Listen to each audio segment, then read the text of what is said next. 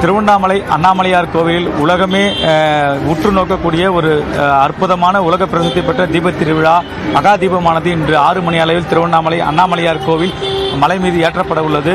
இதனைத் தொடர்ந்து இன்று அண்ணாமலையார் கோவிலில் காலை 3:30 மணியில் பரணி தீபமானது ஏற்றப்பட்டது. இந்த பரணி தீப தரிசனத்தை கிட்டத்தட்ட பல்லாயிரக்கணக்கான பக்தர்கள் அண்ணாமலையார் கோவிலில் இன்று கண்டு களித்தனர். அதனைத் தொடர்ந்து தற்போது நாம் பார்த்து கொண்டிருக்க காட்சி திருவண்ணாமலை இன்று நேற்று நள்ளிரவு முதல் கனமழை பெய்தது.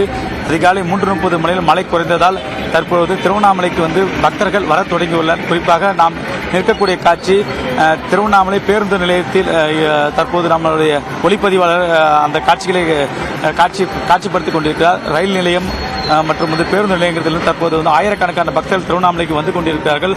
குறிப்பாக இன்று பரணி தீபமானது அதிகாலையில் ஏற்றப்பட்டது.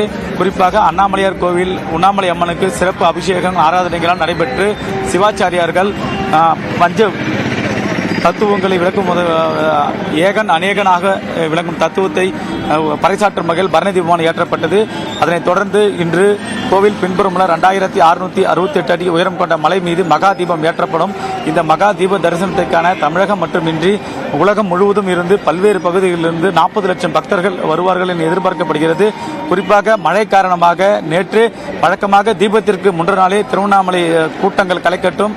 நேற்று வங்கக்கடலில் ஏற்பட்ட ஆழ்ந்த காற்றழுத்த தாழ்வு மண்டலம் காரணமாக திருவண்ணாமலையில் நேற்று முழுவதும் மழை பெய்ததால் தற்போது பக்தர்கள் வருகை குறைவாகவே இருந்தது.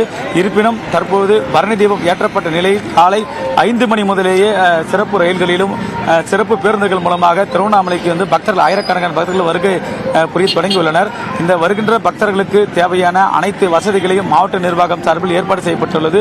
குறிப்பாக 1400 சிறப்பு பேருந்துகள் பல்வேறு இடங்களில் இயக்கப்படுகிறது. அதேபோல 10,000 நடைகள் இயக்கப்படுகிறது. குறிப்பாக அன்னதானங்கள் வழங்கப்படவும் ஏற்பாடு செய்யப்பட்டுள்ளது. அது மட்டுமின்றி திருவண்ணாமலை நகர் முழுவதும் நேற்று முதலே காவல்துறை முழுவதுமாக தங்கள் கட்டுப்பாடுகள் கொண்டு வந்துள்ளார்கள். குறிப்பாக 15,000 போலீசார் பாதுகாப்பு பணியில் ஈடுபடுத்தப்பட்டுள்ளார்கள்.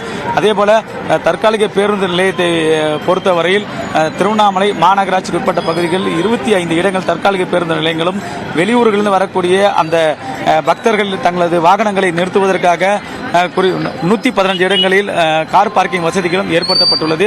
திருவண்ணாமலை நகர் முழுவதுமே கிட்டத்தட்ட 800 கண்காணிப்பு கேமராக்கள் பொருத்தப்பட்டு பக்தர்களுக்கு உண்டான அனைத்து ஏற்பாடுகளும் பாதுகாப்பு வசதிகளையும் காவல்துறை சார்பில் உறுதிப்படுத்தப்பட்டுள்ளது. குறிப்பாக திருவண்ணாமலை நகரை பொறுத்தவரையில் தற்போதுதான் விழா கோலம் பூண்டுள்ளது என்றுதான் கூற வேண்டும். குறிப்பாக பக்தர்களுடைய வருகையானது அதிகரித்துக் கொண்டுதான் இருக்கிறது. மேலும் திருவண்ணாமலை மாவட்ட நிர்வாகத்தை பொறுத்தவரை விரிவான ஏற்பாடுகளையும் செய்து வருகிறது சிவரஞ்சனி. குறிப்பாக இன்று மாலை 2668 அடி உயரம் கொண்ட அந்த மலை மீது மகா தீப தரிசனத்தை காண மலை மீது கொப்பரை ஏற்றும் பணிகள் அனைத்தும் நிறைவு பெற்று தற்போது மலையில் ஏற்கனவே நிலச்சரிவு ஏற்பட்ட நிலையில் பக்தர்கள் யாரும் அனுமதிக்கப்படவில்லை.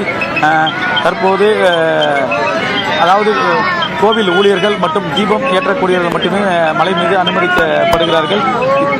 இந்த மகா தீப தரிசனத்தைக்கான தற்போது தமிழகத்தின் பல்வேறு பகுதிகளில் இருந்து திருவண்ணாமலைக்கு வருகை தந்து கொண்டிருக்கிறார்கள்.